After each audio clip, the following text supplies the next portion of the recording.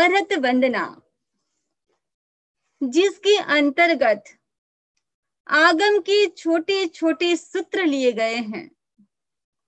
ये सूत्र यदि हमारे जीवन में उतर जाए, यदि एक भी सूत्र हमारे जीवन में उतर जाए तो उसका तो कहना ही क्या। और अर्हत वंदना के बाद आती है, वह है वंदना कौन सी है? भावभीनी वंदना। भावभीनी वंदना यानी भावों से भीगी हुई वंदना हम भगवान के चरणों में चढ़ाते हैं। दो शब्द है, ध्यान से सुनना। एक है प्रार्थना और दूसरा है वंदना। प्रार्थना यानी रिक्वेस्ट, ने वंदना यानी रिस्पेक्ट।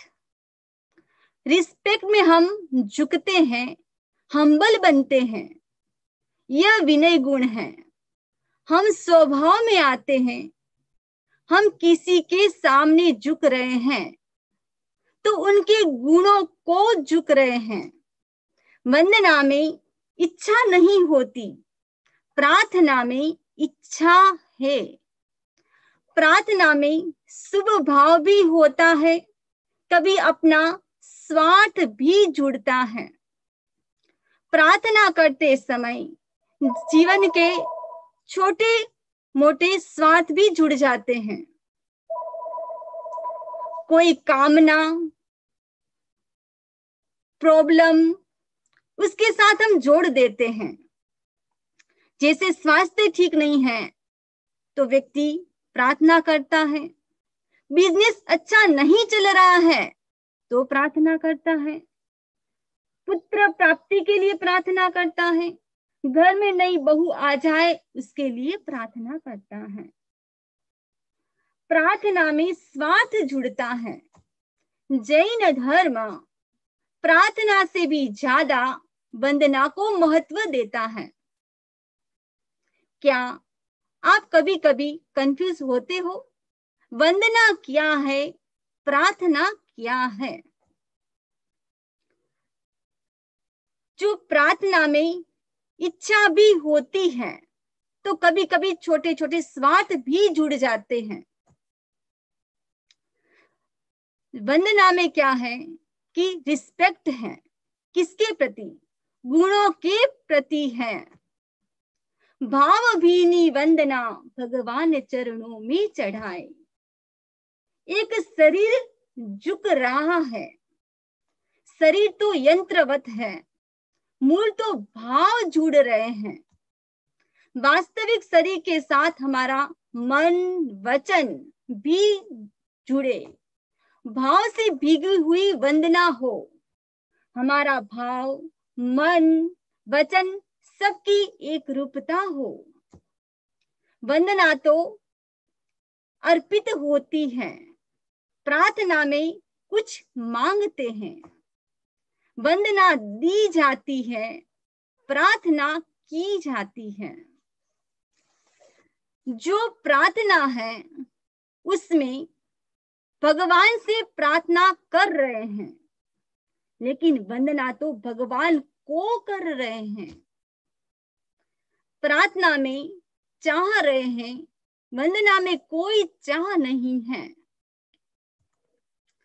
एक बार गौतम स्वामी ने भगवान महावीर स्वामी से प्रश्न किया, वंदना से जीव क्या प्राप्त करता है? तब भगवान ने कहा कि वंदना करने से जीव क्या करता है? वह उच्च गोत्र का बंधन करता है और नीच गोत्र का क्षय करता है। वंदना से कितना लाभ होता है? वंदना करने से निर्जरा और निर्जरा के साथ पुण्य अपने आप जुड़ी हुई है। वंदना, एक बार वासुदेव श्री कृष्ण अपने मित्र श्री वीर कोली के साथ भगवान अरिष्टनेमि की धर्म सभा में पहुंचे।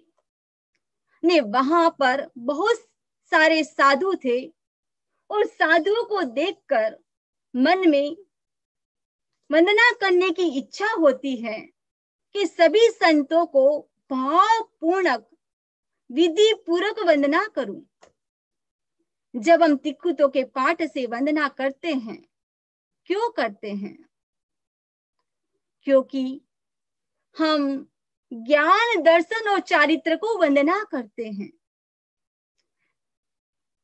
तिक्कुतो आयाहीनम पयाहीनम, जब हम ये बोलते हैं तब क्या करते? 3 बार प्रदक्षिणा करते हैं, राइट से लेफ्ट। उसके बाद करेमी, वंदामी, जब वंदामी बोलते हैं तब हम वंदन मुद्रा में आ जाते हैं और हमारा सिर नीचे झुकता है और वापिस उसी मुद्रा में बैठते हैं, दोनों हाथ जोड़कर। फिर उसके बाद नमं सामी सक्कारेमी सम्मारेमी कल्याणम मंगलम देवयम चेयम पज्वासामी, जब मत्थिर वंदामी बोलते हैं तब वापिस हमारा सिर कहाँ झुकता है? धरती के ऊपर हमारा सिर झुकता है, हम वंदना करते हैं। तो श्री कृष्ण के मन में भी सभी संतों को वंदना करने की इच्छा होती है, भाव वंदना। तो श्री कृष्ण ने भगवान नेमिनाथ और अन्य साधुओं को दीक्षा क्रम से वंदना करनी प्रारंभ की। वीर कोलिक भी श्री कृष्ण की देखा देखी वो भी क्या करता है? पीछे पीछे वंदना करनी शुरू कर दी। अच्छी संख्या में मुनियों को वंदना करने के पश्चात भगवान की उपासना में पहुंचे और भगवान से विनम्र स्वर में जिज्ञासा की, प्रभु, मैंने जीवन में 360 संग्राम जीते हैं, किंतु अभी जितना श्रम हुआ है वैसा श्रम पहले कभी नहीं हुआ। तब भगवान ने क्या कहा? वासुदेव, अन्य संग्राम में तो तुम बाह्य शत्रुओं से लड़े थे और अब जब वंदना की है उस समय आंतरिक शत्रुओं से तुमने लड़ाई की है। श्री कृष्ण समझ नहीं पाए तो भगवान ने स्पष्ट किया कि संत गणों को भाव वंदना करने से शायिक सम्यक्त्व को प्राप्त कर लिया है और तीर्थंकर गोत्र की शुभ प्रवृत्ति का बंधन कर लिया है। इतना ही नहीं, तुमने 7वीं, 6ठी, 5वीं, 4थी नरक का बंधन तोड़ दिया है। अतः कर्म प्रकृतियों के बंधन को तोड़ने के कारण ही तुम्हें अधिक श्रम हुआ है। तब श्री कृष्ण पूछते हैं भगवान से कि जो मेरा मित्र है वीर कोलिक, उसको क्या लाभ हुआ? तब क्या कहा कि उन्होंने तो खाली काया का क्लेश किया है, उन्होंने तो भाव वंदना नहीं द्रव्य वंदना की है। तुमने कौन सी वंदना की है? भाव वंदना की है। तो भाव वंदना का हमारे जीवन में कितना महत्व है? सबसे ज्यादा महत्व है तो भाव वंदना का महत्व है। जिन गुणों को वंदना करते हैं, वंदना करने से हम भी वैसे ही बन जाते हैं।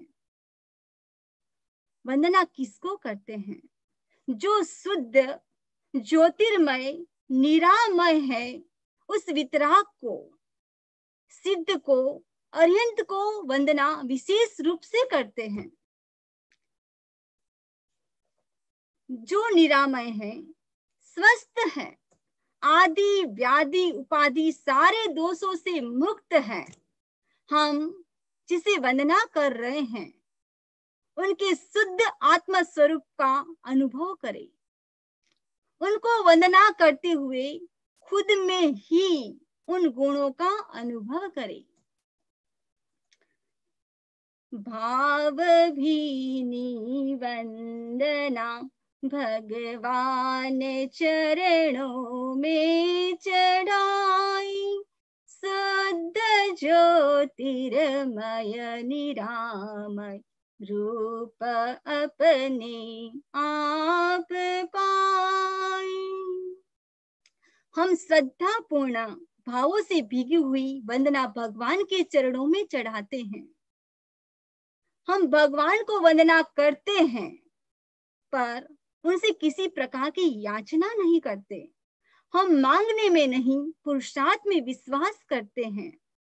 हम अपने शुद्ध स्वस्थ ज्योतिर्मय रूप को अपने आप प्राप्त करेंगे, ऐसा हमारा विश्वास है। और उसके बाद नेक्स्ट हमारा पद्य है, ज्ञान से निज को निहारी, दृष्टि से निज को निखारी, आचरण की उर्वरा में लक्ष्य तरवर लहलहाई, भाव भीनी वंदना भगवान चरणों में चढ़ाई। आत्मा के 3 गुण हैं, ज्ञान, दर्शन और चारित्र। हम ज्ञान से जानते हैं और जो जाना उसके प्रति श्रद्धावान बनते हैं, धारणा पुष्ट करते हैं। चारित्र का मतलब उसको फॉलो करते हैं, आचरण में लाते हैं। जैसे जमीन को जाना, उसमें कैसी क्षमता है, क्या उगाया जाएगा। बाद में धरती को तैयार करते हैं, कांटे हैं तो हटाते हैं, भूमि पर हल चलाते हैं, कठोर है तो पोली करते हैं। तैयार करने के बाद बीज बोया जाता है। इस प्रकार ज्ञान से हम जानते हैं, दर्शन से निखार आता है, भीतर में आस्था, रुचि, अट्रैक्शन जागता है। चारित्र यानी फिर बीज बोते हैं, आचरण करते हैं, ने बाद में फल मिलता है। कहने का मतलब है, ज्ञान के द्वारा हम अपने आप को देखें, दर्शन यानी श्रद्धा से हम अपने जीवन को निखारें और आचरण की उपजाऊ धरती पर हमारा जो लक्ष्य है, उस लक्ष्य रूपी वृक्ष को फलने फूलने का अवसर दे। हमारा लक्ष्य है मोक्ष, यानी मोक्ष का अर्थ है सत्य की प्राप्ति। ज्ञान, दर्शन, चारित्र की आराधना करने से ही हम उसको क्या कर सकते हैं, उसको हम प्राप्त कर सकते हैं। नेक्स्ट हमारा पद्य है, सत्य में आस्था अचल हो, चित्त संशय से न चल हो, सिद्ध कर आत्मानुशासन, विजय का संगान गाई, भाव भीनी वंदना भगवान चरणों में चढ़ाई।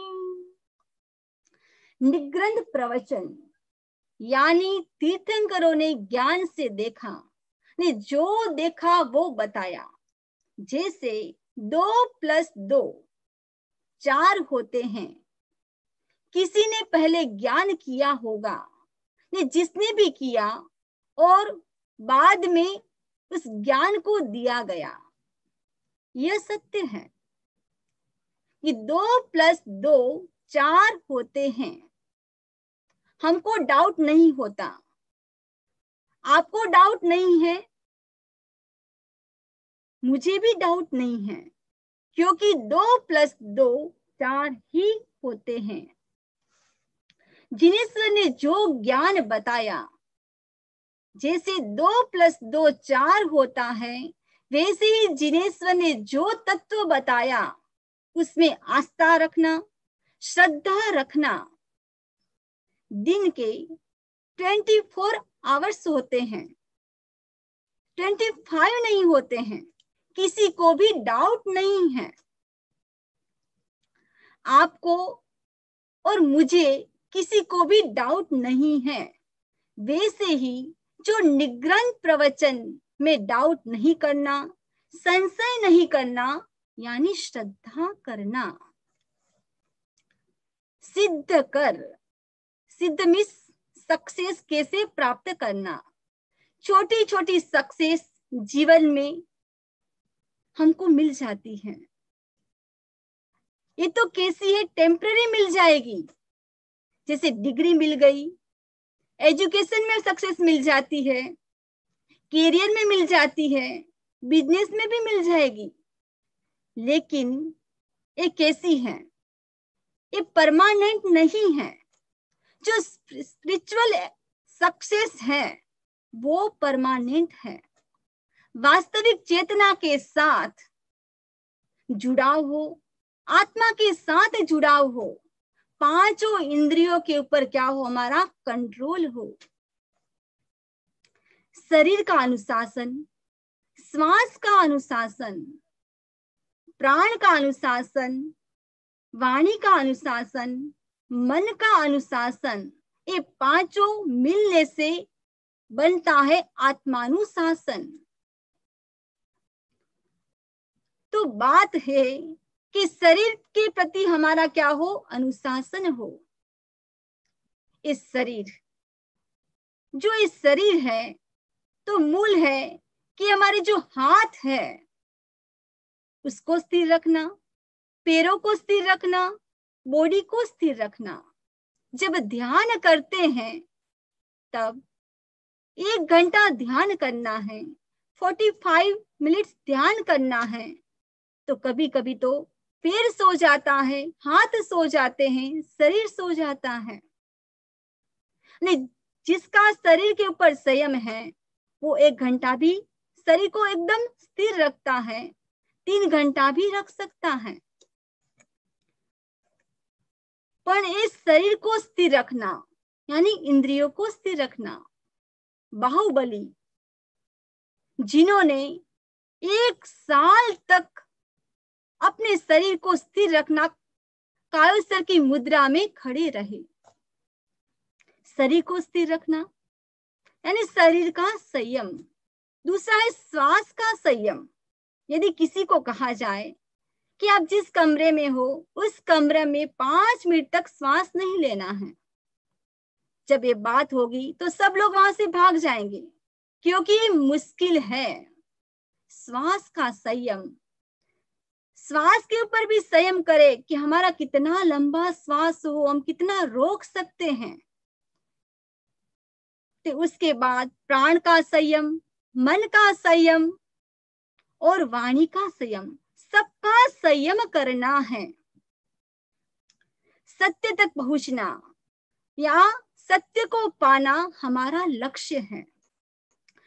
लक्ष्य तक पहुंचने का सबसे सरल रास्ता है श्रद्धा।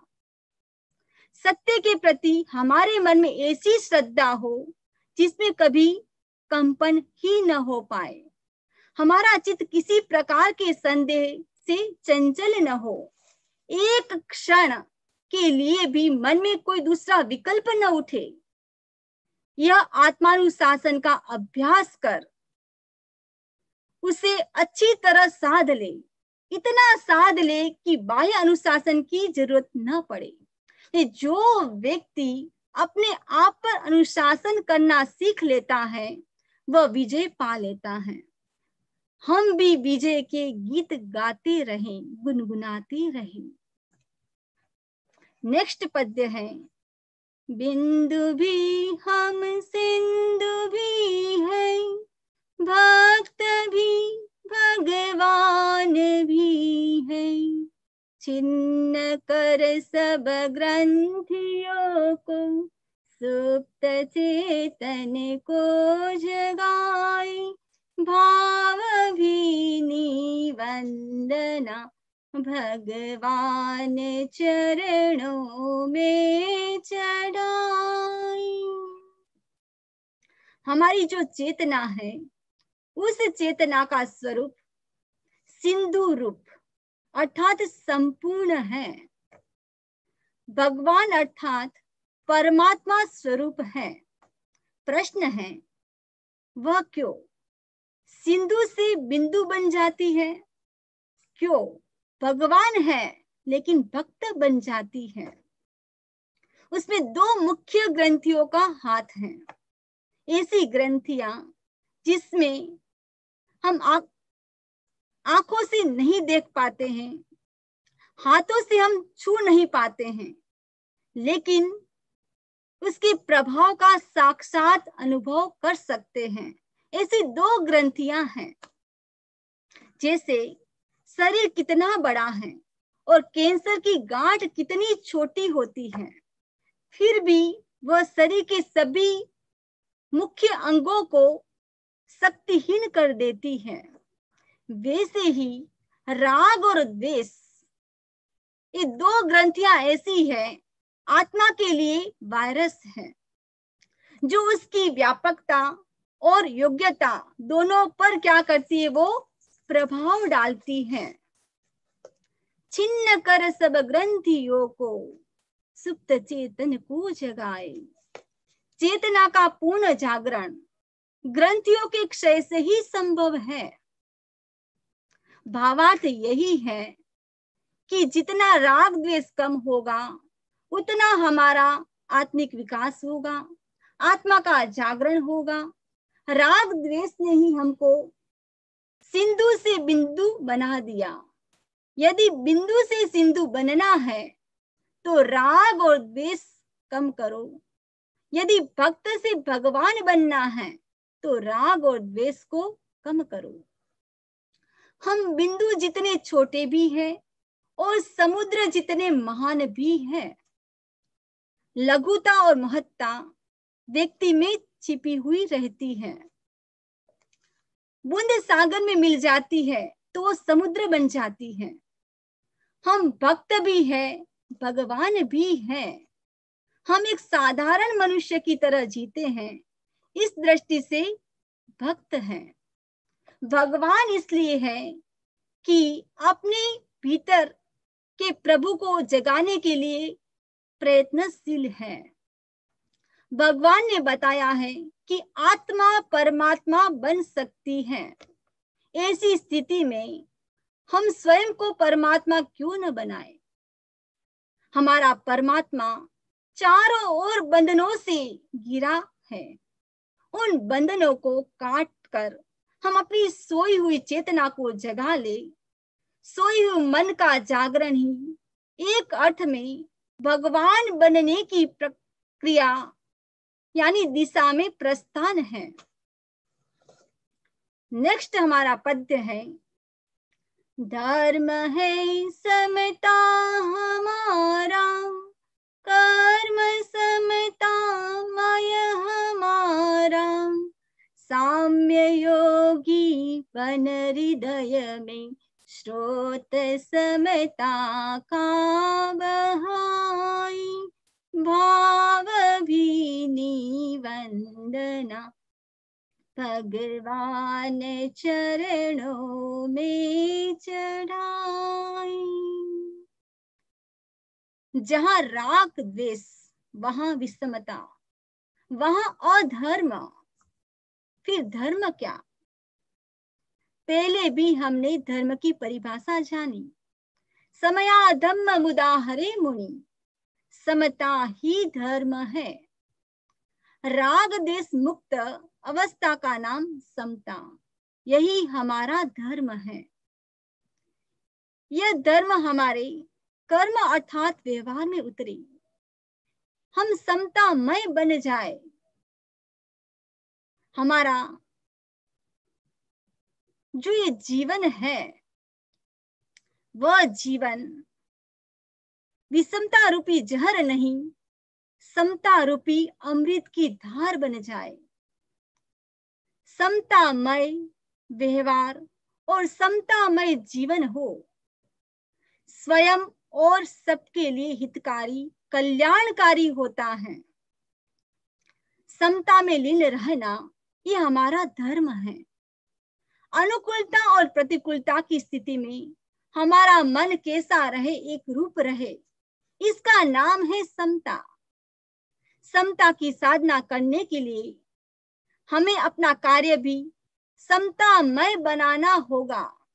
जब तक आचरण समतामय नहीं बनेगा, तब तक समता के कितने ही नारे लगाए दिए जाए, लेकिन जीवन में मूल क्या है कि समता की साधना।